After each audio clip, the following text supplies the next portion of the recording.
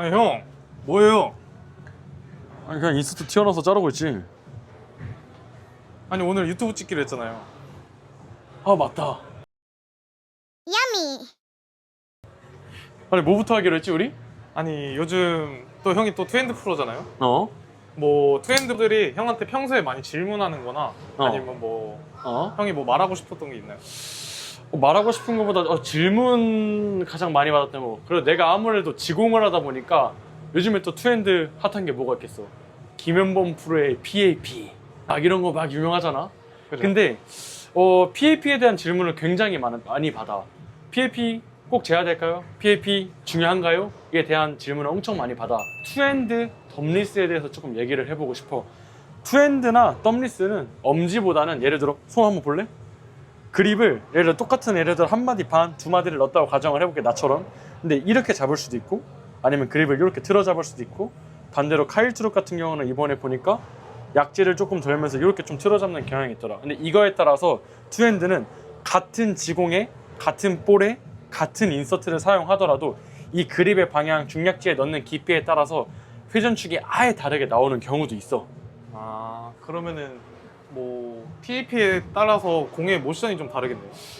당연히 달라지지. 근데 어떻게 보면은 우리가 가장 뭐 유명한 레이아웃이 무엇이 있겠어?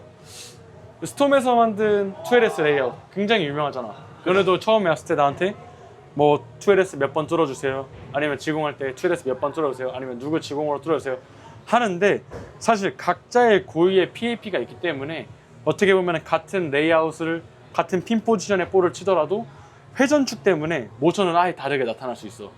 아 그럼 형 말은 이제 PAP를 재고 그 몇 번 지공을 하는 게 의미가 있다? 무조건 의미 있지. 그러면은 PAP를 안 재고 그 몇 번 지공을 하는 거는 이제 근데 사실 뭐 개인적으로는 당연히 처음 치는 사람에 대해서는 물론 어떻게든 뭐 하우스볼을 통해서 다른 사람의 볼을 빌려서 PAP를 잴 수는 있으나, 아직은 조금 일관성된 투구가 나오지 않는 사람들에게 대해서는 조금 신뢰성이 떨어지고, 일반적으로 원래는 지공을 하려면 꼭 PAP가 필요하지. 말 그대로 하면은 예를 들어 공이 있다 쳐. 그럼 내가 사람마다 손이 빠지는 게 다를 거 아니야. 근데 그 사람마다 회전을 만들 때 그 회전의 중심축, 그거를 PAP라고 해. 그걸 알고 지공을 하면은 더 좋다는 말이네요. 당연하지. 왜냐면은 투핸드 같은 경우는 오히려 회전이 많기 때문에 공이 움직이는 마찰이 생각보다 빨리 일어나. 근데 그거를 레인에서 어디서 조절할지를 만드는 게 레이아웃인데, 어떤 사람 같은 경우는, 나는 예를 들어 이 레이아웃을 보면 알겠지만 되게 좀 특이하지 않아? 근데 일반적인 사람들 같은 경우 보면은 예를 들어 이거는 손님이 제지공 맡긴 볼인데 뭐 이런 식으로 뚫리기도 해. 그쵸, 이런 거는 많이 봤는데 근데 뭔가 좀 핀 위치에서 굉장히 오른쪽으로 많이 치우쳐지지 않아?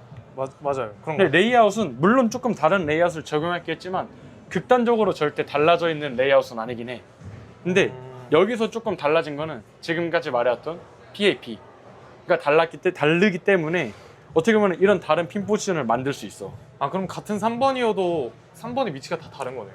당연하지. 왜냐면은 나 같은 경우는 예를 들어 중약지가 좀 나온다고 치면은, 보통 일반적으로 트랙은 타는 건 너무 다양하지만 덤리스는 나 같은 경우는 굉장히 중약지에서 멀리 이렇게 타는 좀 미디움 트랙을 갖고 있는 볼러이고, 이분 같은 경우는 그래서 좀 중약지에 같이 타는 한 요 정도에 타는 PAP를 갖고 있는, 회전축을 갖고 있는 사람이야.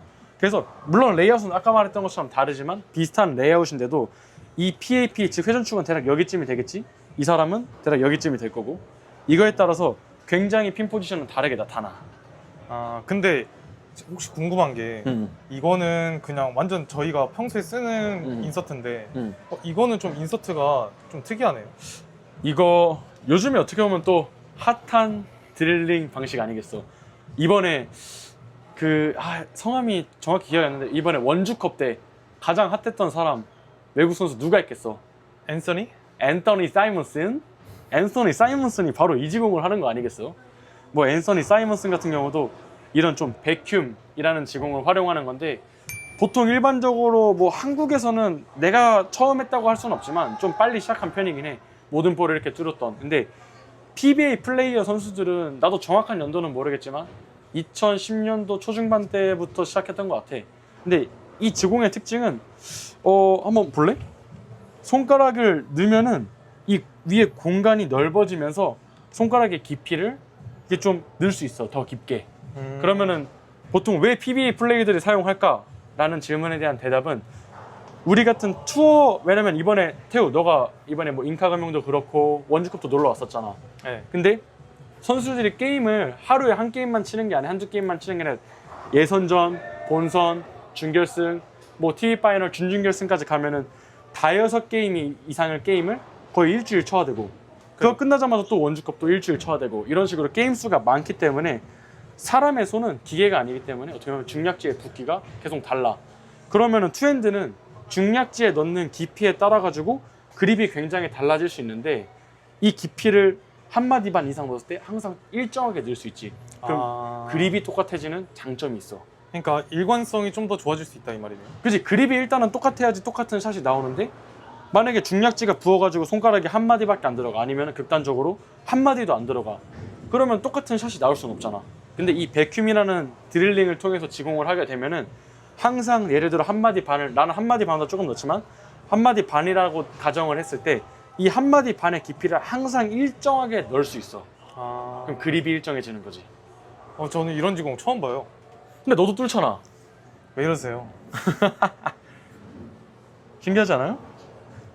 그럼 여기가 지금 위에가 이렇게 떨어져 있는 거네요? 근데 여기 잠깐 그림을 해서 좀 보여주면은 일반적인 중약지 드릴은 요렇게 그냥 원통형 같은 이 넓이가 같은 크기로 일자로 보통은 뚫릴 거야.